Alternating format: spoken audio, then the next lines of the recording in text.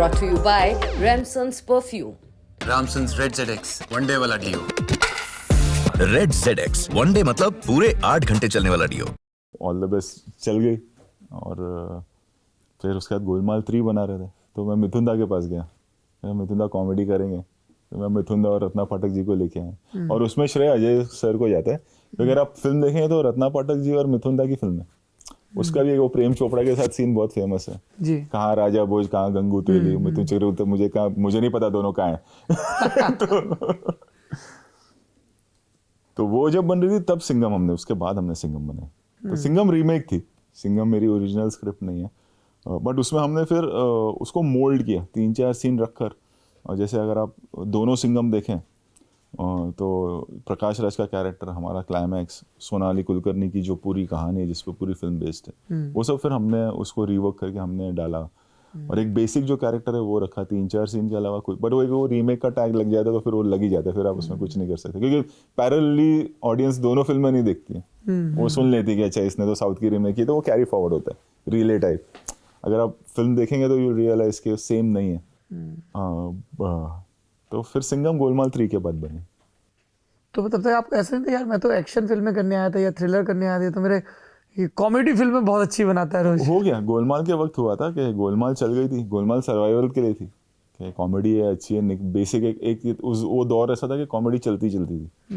हलचल, हंगामा, हेरा फेरी है वो दौर, अगर आप देखें चुप चुप के सारी फिल्में चली, भागम भाग। तो गोलमाल बनाई, वो चल गई। ऑल द बेस्ट का सब्जेक्ट आया, ऑल द बेस्ट फिर बनाई, वो चल गई। फिर गोलमाल 3 सुपर हिट। गोलमाल 3 गजनी पहली फिल्म थी जो 100 करोड़ किया था जिसने, और उसके बाद गोलमाल 3 पहली कॉमेडी फिल्म थी जिसने 100 करोड़ किया था। 2010 की बात कर रहा हूँ। और फिर तब ऐसा लगने लगा कि अब एक्शन करना है वापस। लेकिन एक होता है ना कि आप ढूंढना शुरू करो तो वो अपने आप आपको यूनिवर्स भेज देता है सब्जेक्ट। तो मैं ऑल द बेस्ट के वक्त ही शुरू हो गया था कि एक्शन करना है, एक्शन करना है। तो पूरी भड़ास में गानों वानों में गाड़ियाँ वाड़ियाँ उड़ा के कर लेता था। तो फिर गोलमाल 3 के बाद मिला ये सिंघम बनाने का मौका, और फिर मैंने अजय सर को बोला कि एक्शन फिल्म हमने सोचा था करने का, ये सब्जेक्ट करते हैं। और वो 4.5 महीने में फिल्म हमने बना के रिलीज़ की थी, डे नाइट काम करके।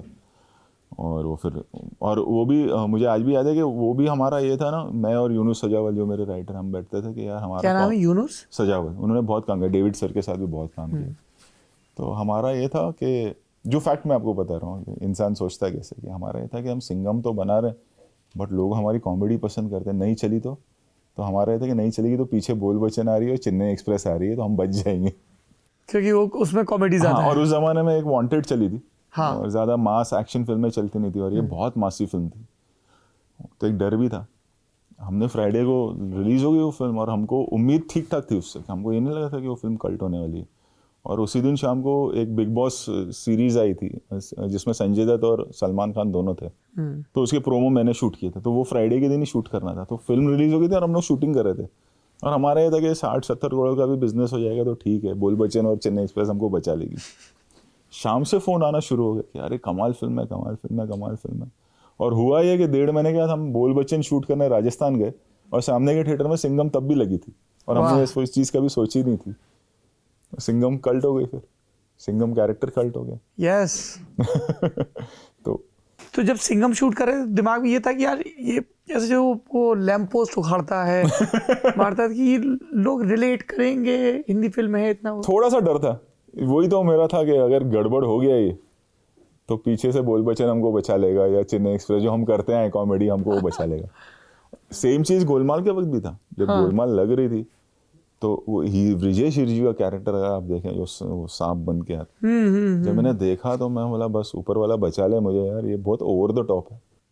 देखकर आपको रियलाइज होता है ना, आप भी तो ऑडियंस ही है यार, एक बहुत गाली पड़ेगी शायद अगर ये रॉन्ग हुआ था, तो वो भी लोगों को पसंद आ गया।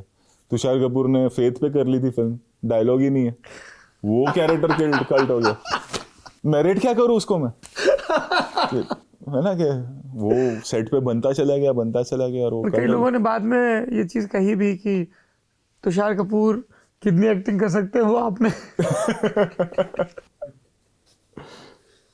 तो जहाँ जब रिस्क लिया वो चल। क्या रहता है रोहित का कास्टिंग प्रोसेस? क्योंकि एक तो आपने कहा कि अब एक आपका अपना पूल बिल्ड हो गया है, फिर नए लोग उसमें, how does it work? Comedy ज़्यादा डिफिकल्ट है। कॉमेडी इसलिए डिफिकल्ट है क्योंकि एक्शन मतलब जो पुराने दिग्गज है वो समझ पाएंगे मेरी बात, कुछ गाली भी देंगे कि क्या बात कर रहे हैं, बट मुझे ऐसा लगता है कि जो सीरियस रोल है या ठहराव वाला रोल है वो करना आसान है। कॉमेडी सबसे डिफिकल्ट है और सबसे कम क्रेडिट कॉमेडी को मिलता है, क्योंकि कॉमेडी पूरा खेल ही टाइमिंग का है। डायलॉग जब आपको दिए जाते हैं तो आपका पंचुएशन कैसा है, आपका पॉजेस क्या है, आपकी टाइमिंग क्या है, वो अगर और सेंस ऑफ ह्यूमर नहीं है अगर उस एक्टर में तो वो पुल ऑफ ही नहीं कर पाएगा, और वो पुल ऑफ नहीं कर पाएगा जो आपने लिखा है। तो कई बार ऐसा होता है कि लिखा बहुत कमाल था यार लेकिन वो स्क्रीन पे नहीं आ पाया, ट्रांसलेट नहीं हुआ वैसे, तो वो एक्टर के वजह से हो जाता है। कॉमेडी में कॉमेडी पूरा निर्भर एक्टर पे होता है।